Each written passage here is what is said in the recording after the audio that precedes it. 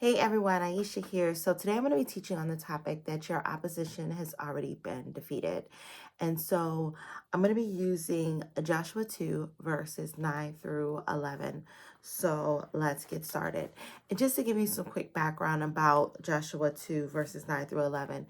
So the people of Israel are done with their wandering. They are poised to go into the promised land to take the land. And what Joshua was doing was sending some spies over across the Jordan to look at the towns and the cities beyond the Jordan, just to kind of see what opposition they may be facing when the people of Israel cross over the Jordan into the promised land. And so the spies come to Rahab's house. And if you're familiar with the prostitute Rahab, she allows them, she hides the spies so that they are not seen. And so this is where we are at with the conversation between Rahab and the spies. And it says, before the men lay down, she came up to them on the roof and said to the men, I know that the Lord has given you the land, and that the fear of you has fallen upon us, and that all the inhabitants of the land melt away before you. For we have heard how the Lord dried up the water of the Red Sea before you when you came out of Egypt, and what you did to the two kings of the Amorites who are beyond the Jordan, to Shihon and Og, whom you devoted to destruction. And as soon as we heard it, our hearts melted, and there was no spirit left in any man because of you. For the Lord your God, he is God in the heavens above and the earth beneath. And so, as I was reading this and studying this was so fascinating to me, because if you notice what she said is that the people, she's in Jericho, right? And so Jericho was a very strong, fortified city, had very thick walls. The walls were so thick that they built apartments into the walls. They were that thick. And when people looked at the Jericho wall, it looked impossible to breach. But yet the Lord was calling them to take that land of Jericho, right? So something that looked totally impossible, something that looked totally like it didn't make sense. And so the spies' jobs was to see if there were any weaknesses in Jericho, see if there were any weaknesses in the area beyond the river to help be able to formulate the battle strategy for how to take that land. We know, right, if we flip over a few chapters later, that the battle strategy ended up being given by the Lord, and they weren't even to, attack Jericho in a conventional way. They had to walk around the walls of Jericho and 6 times, and then on the seventh time, quietly on the six times. On the seventh time, they shouted, they blew their horns, and then the wall fell down supernaturally because the Lord was the one who gave them victory. But Joshua at this point did not know that. So he was looking to do his due diligence to figure out what he was responsible for. He was responsible for spying out the land, getting a good report, seeing what was going on so they can formulate the battle strategy.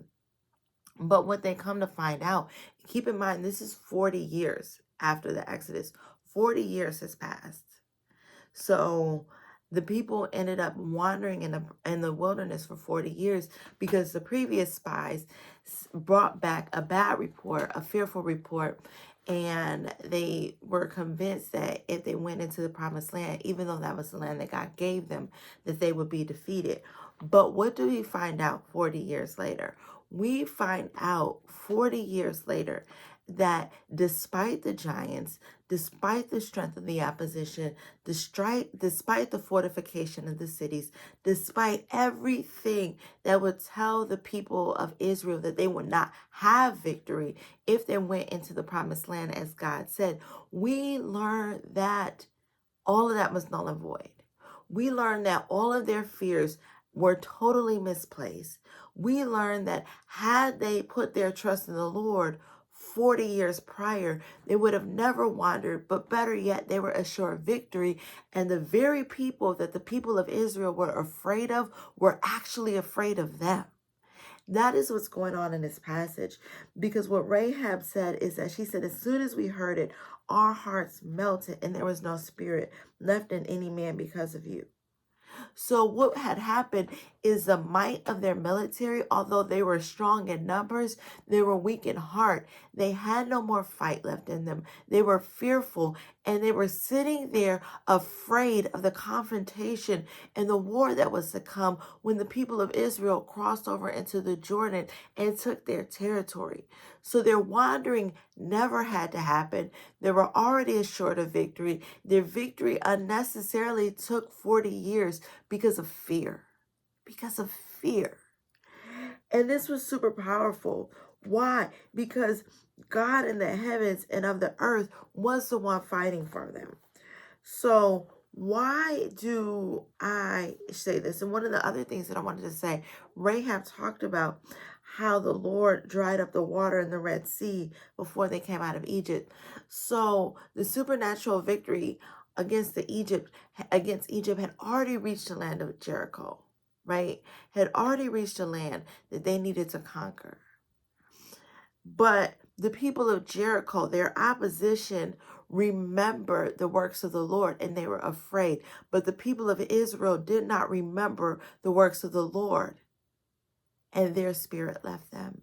And as a result, they went into disobedience, rebellion, and ultimately wandering in judgment. And the people who left Egypt, none of them except the two spies, Joshua and Caleb, who gave a good report, were allowed to even enter the promised land 40 years later. This is why it's so important to remember the victories that the Lord gives us. We have to remember who God is. So why do I share this with you? I share this with you because when you're facing an unintended pregnancy or an unexpected pregnancy, when you're facing on the giant of becoming a single mom, it's very tempting to look at all the problems that are ahead. It's tempting to look at finances. It's tempting to look at support system. It's tempting to be afraid of what this means for our future. It's tempting to be afraid of what this means for our children. It's tempting to be afraid of what this means for our mental health. It's tempting to be afraid of what this means for our social circle, our plans, our destinies, and everything else, right? It's tempting to focus on all of that. And I'm not saying that that is wrong, because those things are real. Just like Joshua wanted to spy out the land of Jericho to come up with a battle strategy, we need to be thinking about what it is that we're going to do to meet the very real needs of us as single moms. We need to think about what we're going to do to build a support system. And I covered that in my book, Navigating the Impossible, a survival guide for single moms from pregnancy through the first year of motherhood. And it's available on Amazon. And I talk about the battle strategy of managing your finances as a new single mom, right? With a baby.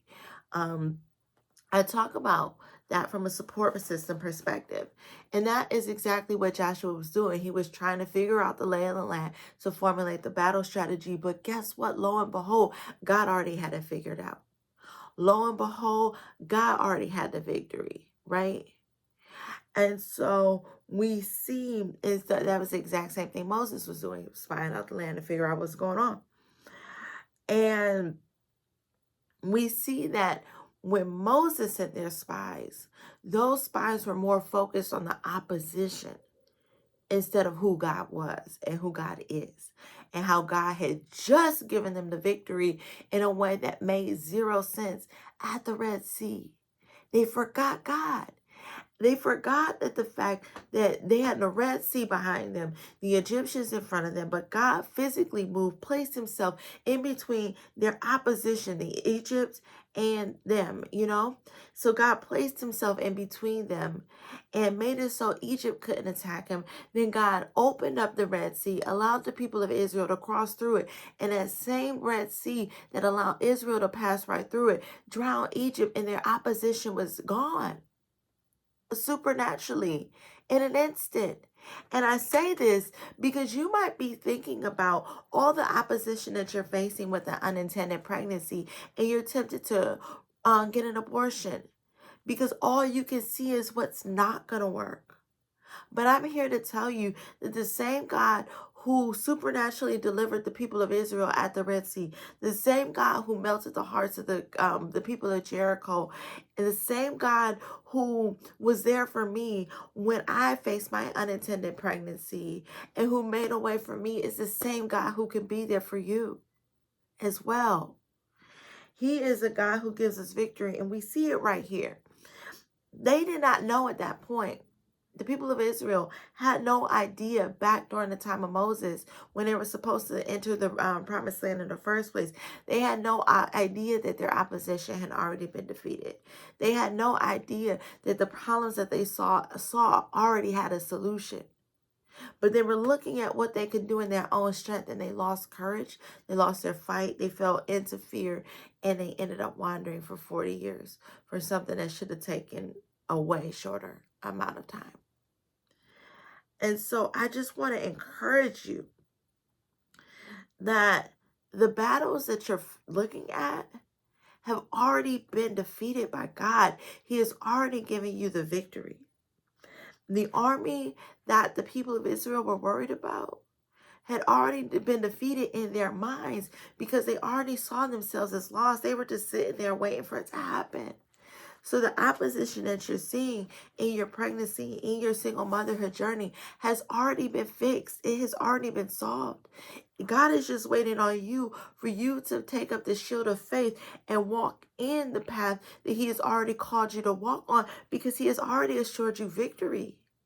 It doesn't mean that you won't have to suit up for battle. What it means is that you're victorious. Your finances, He's already figured it out. The support system, He's already figured it out. The healing of your heart and your mind and your soul, He's already figured it out. And of course, you have the book to help guide you along the way, but that stuff is already figured out. And so you do not have to look to fear. You do not have to look to worry. You do not have to look to abortion. You don't have to look to stress, because it's already been figured out. I carried way more stress than I needed to in my pregnancy because I was afraid. I was worried about many of the things that I just cited to you right now. But the Lord already has it figured out. What Rahab said is, the Lord dried up the water of the Red Sea before you when you came up out of Israel. Already done, past tense. They saw what the people of Israel did to the two kings of the Amorites, who were very strong and powerful kings. Their powerful opposition, the Lord devoted that opposition to destruction. They were not factors. They still had to fight the battles, but the Lord had already given them the victory. And as soon as they heard it, our hearts melted, and there was no spirit left in any man. For the Lord, your God, He is God. And so the opposition might be there in front of you, but you have to see it as already defeated. You have to see it as it's already worked out. And when you begin to see the opposition is already defeated and already worked out, you can walk in victory, because you know that the Lord is your God. She said it's your God, personal God, your God, your God, our God, my God. He's personal. And He's not some distant God. He's my God. He's your God. And He fights for you. And He is real.